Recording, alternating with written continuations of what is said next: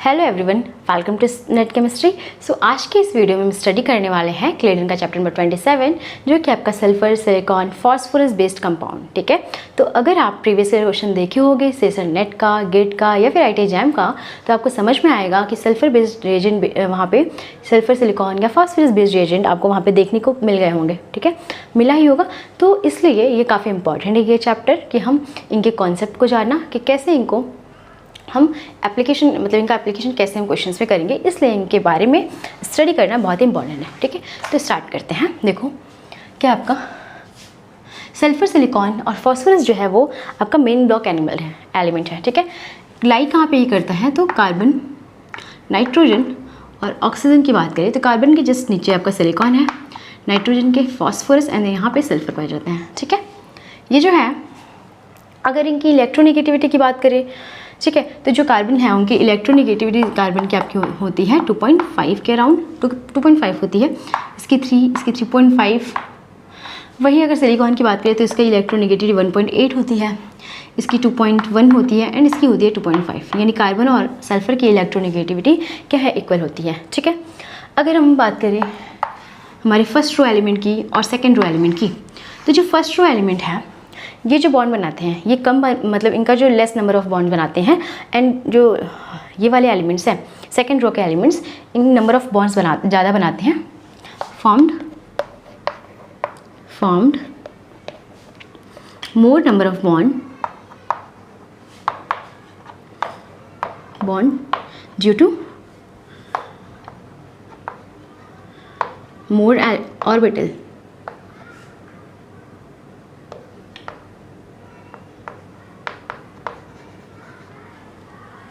ठीक है, क्योंकि इसके पास जो है आपका ऑर्बिटल ज़्यादा है, नंबर ऑफ ऑर्बिटल ज़्यादा है due to form more number of bonds due to presence of more number of orbitals. ठीक है, यहाँ पे जो ऑर्बिटल है सेकेंड रो एलिमेंट्स की, सिलिकॉन के पास फॉस्फोरस, सल्फर, यहाँ पे 3D ऑर्बिटल जो है वो इन्वॉल्व हो जाता है, इस वजह से ये ज़्यादा नंबर ऑफ बॉन्ड्स बनाते हैं in comparison to first row element के।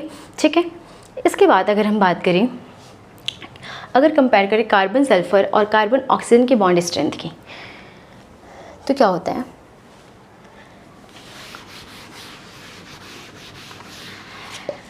कार्बन सल्फर और कार्बन ऑक्सीजन की बॉन्ड स्ट्रेंथ की बात की जाए तो अगर हम देखें हमारे पास कार्बन सल्फर में यहाँ पे क्या होता है आपका 2p ऑर्बिटल होता है, यहाँ पे 3p ऑर्बिटल होता है, यहाँ पर भी 2p ऑर्बिटल होता है और इसमें 2p ऑर्बिटल होता है।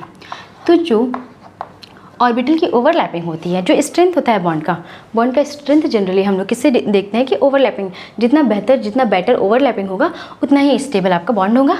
तो अगर देखिए 2p की जो ओवरलैपिंग होती है वो ज़्यादा होती है, अच्छी ओवरलैपिंग होती है इन कंपैरिजन टू 2p और 3p ऑर्बिटल्स के। 2p 3p ऑर्बिटल्स के कंपैरिजन में 2p की ओवरलैपिंग अच्छी होती है। ओवरलैपिंग जो होता है, ओवरलैपिंग आपका डिपेंड करता है, depends upon principal quantum number.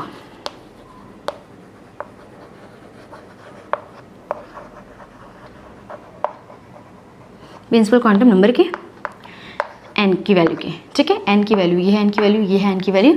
तो इस जो ओवरलैपिंग है वो इन्वर्स रिलेशन रखता है, किसके साथ, इन्वर्स रिलेशन होता है इसका n की वैल्यू के साथ में।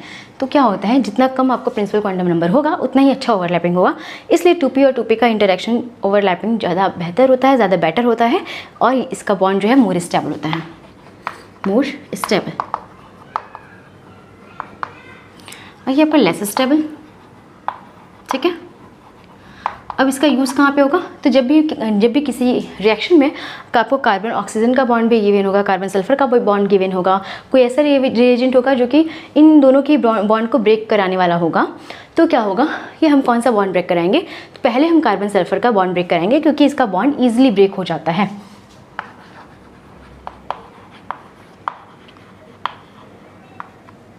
ठीक है, ये इजीली टूट जाता है, इजीली ब्रेक हो जाता है, इसलिए इसका रिएक्शन यहाँ पे हम पहले कराएंगे। ठीक है, आगे इतना समझ में। नेक्स्ट है आपका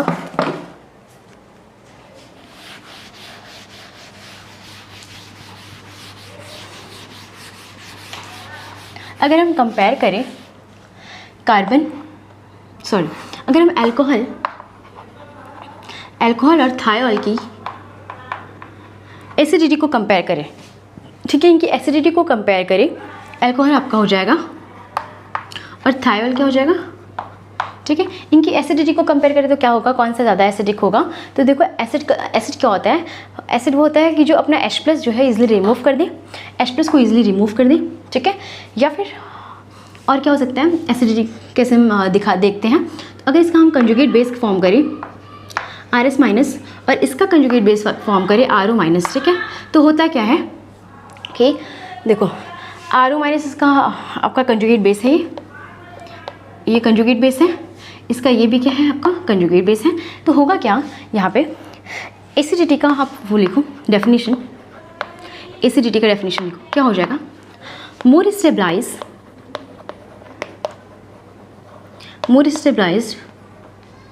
their conjugate base more will be the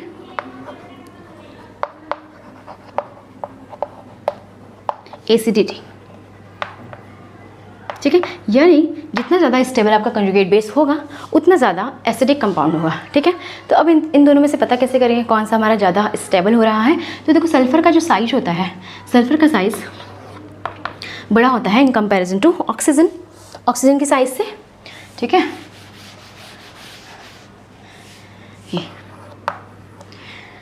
तो सल्फ़र का साइज़ बड़ा होने की वजह से यहाँ पे जो इलेक्ट्रॉन है उनकी पोलराइजेबिलिटी ज़्यादा होगी और ये ज़्यादा मोर स्टेबल होगा, मोर स्टेबल, ठीक है।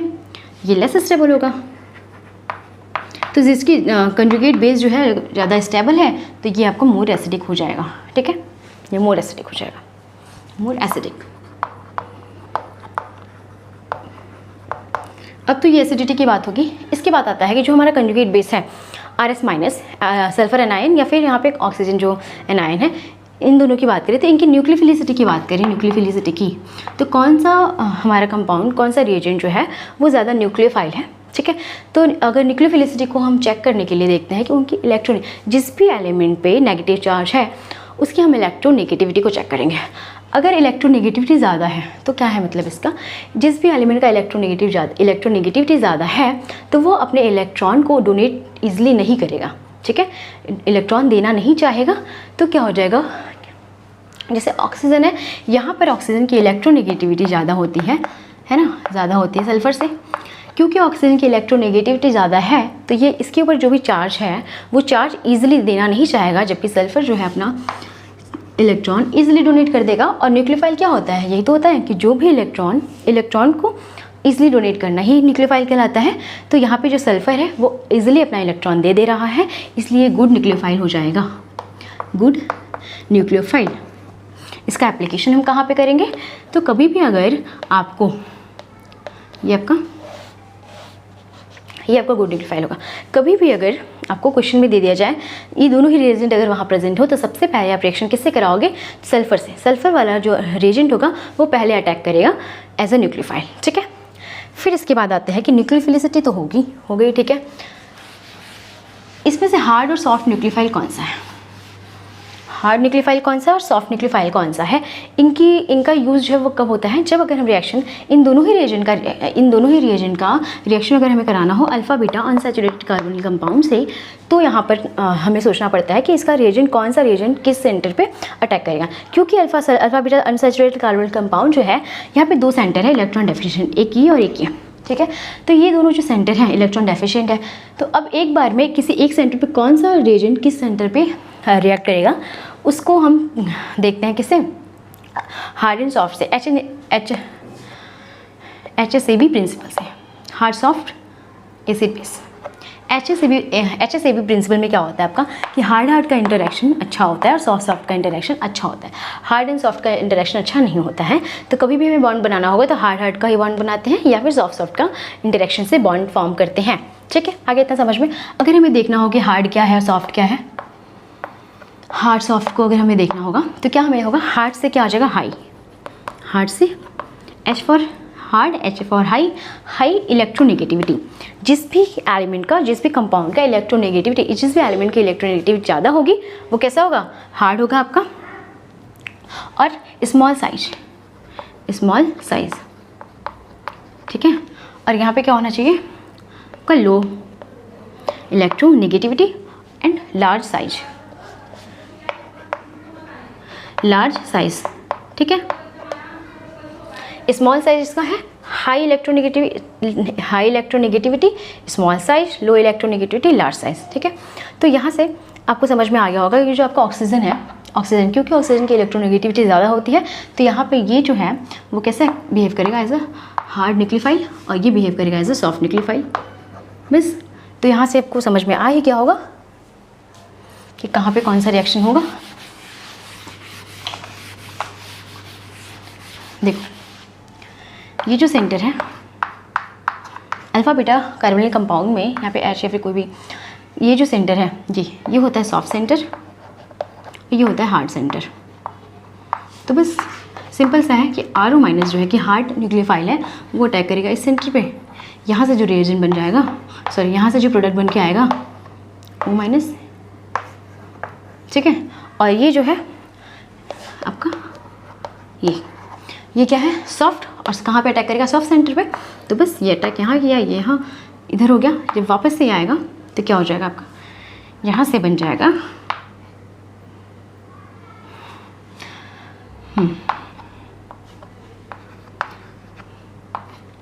Alpha beta unsaturated carbonyl compound का पूरा रिएक्शन पिछले वीडियोस में मैंने कराया हुआ है पूरा, पिछले चैप्टर्स में ही उसका सारा था स्टडी उसका। तो पूरा अच्छे से अगर आप चाहोगे तो वीडियो दे सकते हो, प्लेलिस्ट में आपको वीडियोस मिल जाएंगे। सारे क्लेडन के चैप्टर्स मैंने वहाँ पे कवर कराए हैं। रिएक्शन मैकेनिज्म के जितने भी क्वेश्चंस, जितने भी चैप्टर्स हैं रिएक्शन वाले पार्ट के, वो सारे मैंने अराउंड 19 वीडियोज़ हैं अभी भी प्लेलिस्ट पे, तो आप देख सकते हो वहाँ से। और वो सारे के सारे वीडियोज़ अगर आपको ऑर्गेनिक केमिस्ट्री का अपना कॉन्सेप्ट क्लियर करना है, हर एक टॉपिक का, हर एक छोटी छोटी चीज़ों की कॉन्सेप्ट क्लियर करनी है, तो वो वीडियोस आपके लिए काफ़ी हेल्पफुल होंगी। वहाँ पे मैंने बहुत ही छोटे छोटे कॉन्सेप्ट्स का ध्यान रख करके सारे वीडियोस को कवर कराया है। और बहुत जितने भी क्लियरिंग के चैप्टर क्वेश्चन है, हर पर्टिकुलर चैप्टर के सारे क्वेश्चंस मैंने वहाँ सॉल्व कराए हैं, ठीक है। तो ये हो गया आपका, समझ में आ गया कि कौन सा सॉफ्ट न्यूक्लियोफाइल है, कौन सा हार्ड न्यूक्लियोफाइल है। इसके बाद कुछ क्वेश्चन है हम उसको सॉल्व कर लेंगे।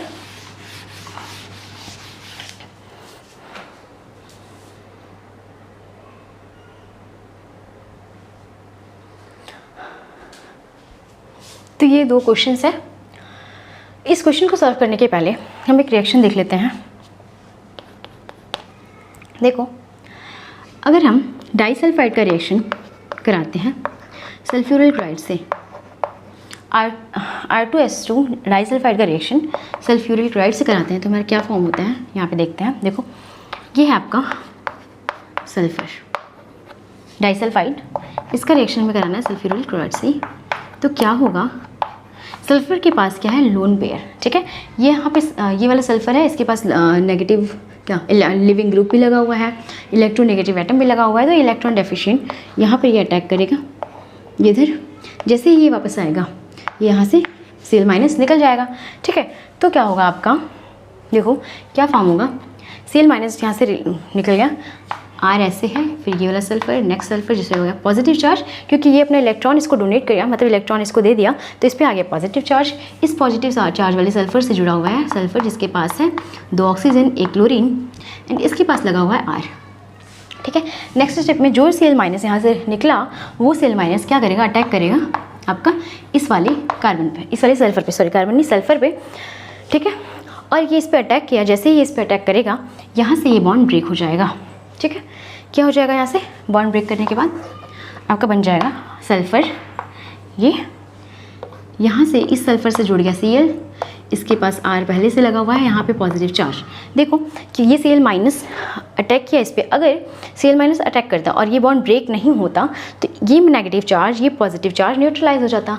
लेकिन क्योंकि ये यहाँ पे अटैक किया और यहाँ से एक और बॉन्ड टूट गया, यहाँ से ब्रेक हो गया, तो क्या हुआ, पॉजिटिव चार्ज जैसे पहले था वैसे अभी भी है, ठीक है। अब इसको न्यूट्रलाइज करना होगा, तो क्या करना होगा, जो वापस से यहाँ से Cl माइनस निकला, यहाँ से देखो क्या निकल गया, SO2 रिलीज़ हो गया। और ये देखो कैसे होगा, जैसे पहले हुआ ना, ये इस पर अटैक किया तो ये वापस से गया बॉन्ड ऑक्सीजन के पास, फिर ये वापस आया जब, तो Cl निकल गया यहाँ से, बिल्कुल वैसे ही होगा यहाँ पे भी। ऑक्सीजन के पास इलेक्ट्रॉन जाएगा, जब फर्दर ऑक्सीजन से वापस आएगा तो Cl यहाँ से रिलीज मतलब निकल जाएगा, ठीक है। Cl निकल जाएगा यहाँ से। अब ये Cl माइनस अटैक करेगा किस पे, इस वाले कार्बन पे, ठीक है। और फिर यहाँ से सल्फर क्या हो जाएगा आपका, बाहर हो जाएगा, न्यूट्रलाइज हो जाएगा चार्जेस का, और हमारे पास 2 मॉलिक्यूल्स बन जाएगा RsCl के, ठीक है। आगे तक समझ में। अब ये जो मॉलिक्यूल, अब ये जो आया है बन करके, यहाँ पे जो सल्फ़र है, इस सल्फ़र के पास लगा हुआ है एक क्लोरीन यानी लिविंग ग्रुप, एक लिविंग ग्रुप लगा हुआ है, जिसकी वजह से ये जो सल्फ़र है वो करेगा एक्ट एज अ इलेक्ट्रोफाइल, ठीक है। किसकी तरह एक्ट करेगा, एज अ इलेक्ट्रोफाइल। इसके पहले हमने जो पढ़ा था, क्या पढ़ा था हमने, कौन सा रिएजेंट, RSH ना, या फिर RS माइनस, ठीक है। ये जो पढ़ा था ये क्या कर रहा था, एक्ट एज अ न्यूक्लियोफाइल, और ये वाला जो सल्फर है वो करेगा एक्ट एज अ इलेक्ट्रोफाइल। तो यहाँ से हमें ये समझ में आएगा जो सल्फर बेस्ड कंपाउंड होते हैं वो न्यूक्लियोफाइल की तरह भी बिहेव करते हैं और इलेक्ट्रोफाइल की तरह भी बिहेव करते हैं, डिपेंडिंग अपॉन कि रिएजेंट कौन सा है, ठीक है। आ गया इतना समझ में ना। फिर हम क्वेश्चन करते हैं। अब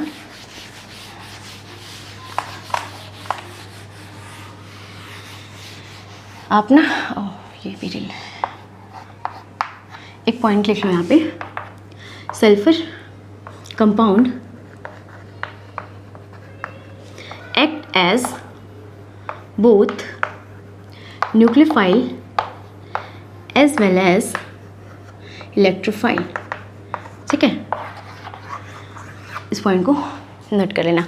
फर्स्ट क्वेश्चन देखते हैं तो क्या होगा, ये है आपका इलेक्ट्रॉन जिसके पास ये है न्यूक्लियोफाइल, ठीक है, मतलब इलेक्ट्रॉन डेंसिटी यहाँ पे ज़्यादा है, पाई बॉन्ड है, अटैक करेगा सल्फर पे, सल्फर आपका इलेक्ट्रोफाइल है, होगा क्या, यहाँ से क्लोरीन माइनस बाहर हो जाएगा, ठीक है। क्लोरीन यहाँ से बाहर हो गया तो क्या बनेगा, यहाँ पे देखते हैं इसको, ऐसे है सल्फर ये। अब 2 पॉसिबिलिटीज़ है, या तो सल्फ़र जो है वो फ्रंट से अटैक करे, सल्फ़र को ये फ्रंट से अटैक करे, या फिर सल्फ़र यहाँ पे आके कैसे बैक साइड से जुड़े। अगर सल्फ़र लेट से फ्रंट साइड से जुड़ता है, ये जो रिएक्शन है ना एज इट इज़ आपका ब्रोमिनेशन जैसा होता है, ब्रोमिनेशन वाली रिएक्शंस वैसे ही है। ये हो गया, इस पर सल्फ़र पे पॉजिटिव चार्ज है, ठीक है। नेक्स्ट स्टेप में Cl माइनस जो यहाँ से रिलीज़ हुआ आपका वो अटैक करेगा इस पर। अब जो सल्फ़र है, सल्फ़र ये जो भी जिस भी साइड से लगा है ये डिसाइड करेगा Cl की, इनकमिंग Cl की या फिर इनकमिंग न्यूक्लियोफाइल की, स्टीरियो को डिसाइड कौन करेगा, ये करेगा। यहाँ पे क्योंकि अप साइड से लगा है तो जो भी ग्रुप आएगा वो क्या होगा, बैक साइड से। तो यहाँ से आपका सल्फ़र जो है ऐसे होगा, अप से लगा हुआ है ये, तो इस तरह से बन जाएगा, और Cl जो है बैक साइड से अटैक करेगा, ठीक है। तो ये आपका बन जाएगा प्रोडक्ट इस वाले रिएक्शन का, ठीक है। नेक्स्ट रिएक्शन देख लेते हैं एक बारी।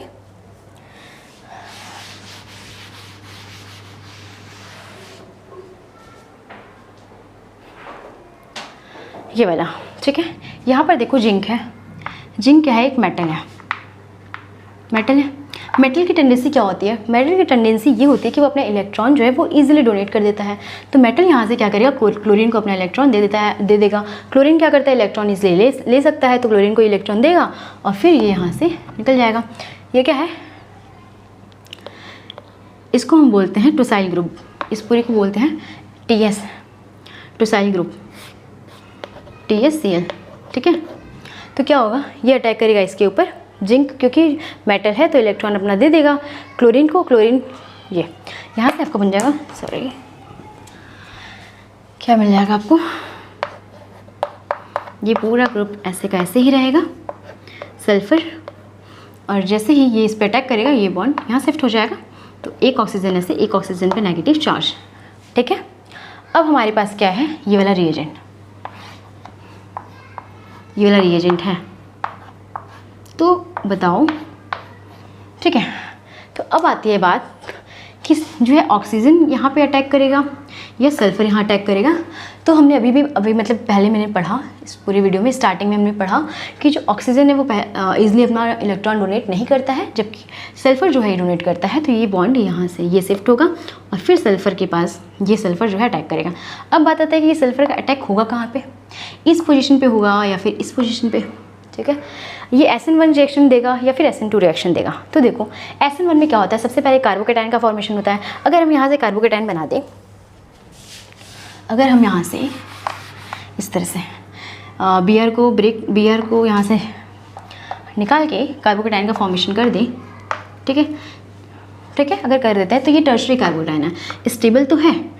SN1 के लिए क्या होता है कि टर्शरी कार्बोकेटाइन होना चाहिए, स्टेबल होना चाहिए, लेकिन जो न्यूक्लियोफाइल होना चाहिए, ये न्यूक्लियोफाइल जो है वो काफ़ी बल्की है ना, और बल्कि न्यूक्लियोफाइल कभी भी SN1 रिएक्शन नहीं देता है, क्योंकि ऑलरेडी यहाँ पे हिंड्रेंस है और ये वापस से ये भी हिंडर्ड है, तो ये कैसे वहाँ पे रिएक्ट करेगा, है ना। तो इसलिए यहाँ पर SN1 रिएक्शन नहीं होगा, यहाँ पे होगा SN2 होगा। तो ये SN2 में क्या होता है, प्राइमरी कार्बन पे, सैचुरेटेड कार्बन पे रिएक्शन होता है। तो बस सल्फर जो है आपका अटैक करेगा यहाँ, और यहाँ से ब्रोमीन बाहर, तो आपका प्रोडक्ट बन जाएगा कुछ ऐसा सा। यहाँ पे Me है, ठीक है, यहाँ पे सल्फर है, और सल्फर से लगा हुआ है ये वाला कार्बन, इस कार्बन से जुड़ा हुआ है ये वाला कार्बन, इस कार्बन से ये कार्बन हो गया, एंड देन यहाँ से डबल बॉन्ड और इससे ये पूरा ग्रुप, और यहाँ पर एक है 2, और यहाँ पर आपका आ जाएगा 2 डबल बॉन्ड इस तरीके से, ठीक है। तो ये आपका बन जाएगा प्रोडक्ट। जी, आई होप इतनी चीज़ें जो अब तक मैंने समझाया, ये सारी चीज़ें आपको क्लियर हो गई होगी, ठीक है। तो इस वीडियो में इतना ही, नेक्स्ट वीडियो में मिलते हैं। Thank you for watching.